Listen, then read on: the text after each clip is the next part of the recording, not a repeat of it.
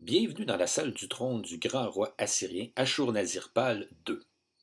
Les bas-reliefs que nous allons voir sont présentement au British Museum à Londres. On voit ici un esprit protecteur avec une paire d'ailes, pas sans rappeler les anges de l'Ancien Testament. On le voit porter des offrandes, ici une chèvre et une branche de palmier, vraisemblablement pour un sacrifice offert à une divinité. Ce bas-relief était placé à l'entrée de la salle du trône. On voit ensuite deux individus étrangers portant un tribut au roi. Le premier a les mains levées en signe de soumission, alors que le second apporte une paire de singes. À en juger par l'apparence des singes, le sculpteur de la stèle ne devait pas en avoir vu souvent. Le tout se déroule sous le regard attentif du roi.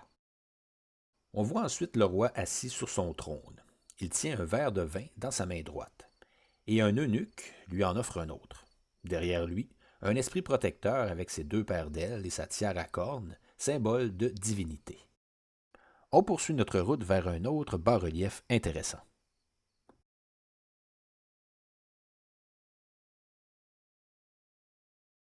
Le roi est représenté de part et d'autre d'un arbre sacré, représentant possiblement l'arbre de vie, dont on sait malheureusement peu de choses.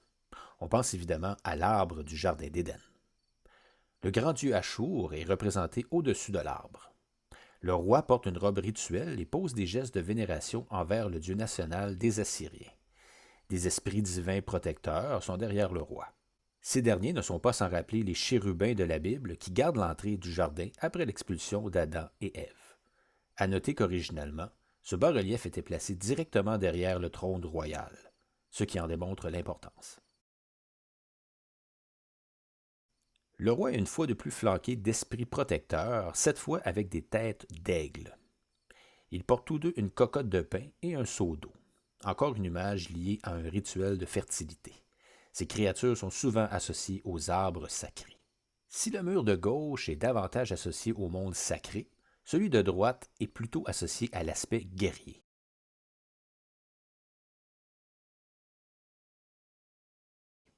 On voit d'abord Ashur-Nazir-Pal participer lui-même au siège d'une ville fortifiée défendue par des archers.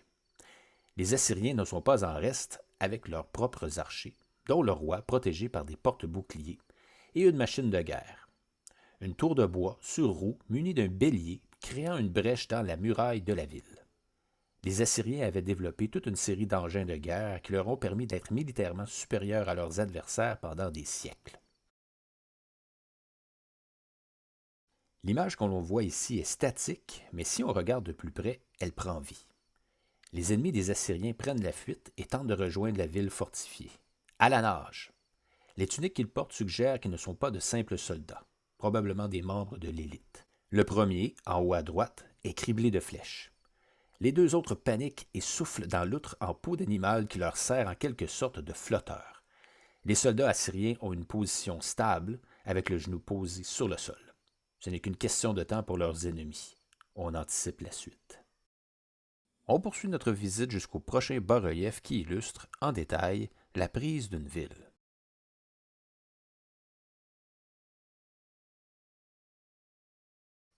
À la gauche, on voit le roi qui s'apprête à décocher une flèche. Un soldat le protège avec un bouclier. Un eunuque lui fait de l'ombre alors qu'un autre semble porter une jarre d'eau. Les soldats assyriens sont en action. Certains escaladent le mur à l'aide d'une échelle, se protégeant d'un bouclier. D'autres s'affairent à démolir la muraille. On peut voir un soldat ramper sur le sol pour entrer dans la ville. Un peu partout, on peut voir des soldats ennemis tomber des murs. Armés de couteaux, des soldats assyriens achèvent les blessés. Derrière le roi, on assiste à une scène déchirante et malheureusement trop fréquente, la déportation de la population. On peut y voir trois femmes et un enfant, escortés par un soldat assyrien. Leur expression démontre leur désespoir et leur désarroi. À la droite, on voit une fois de plus le roi derrière un engin de siège. Mais les Assyriens sont en difficulté. Leur machine de guerre est attaquée. Le bélier est neutralisé par des chaînes, mais deux soldats le maintiennent en place à l'aide de crochets.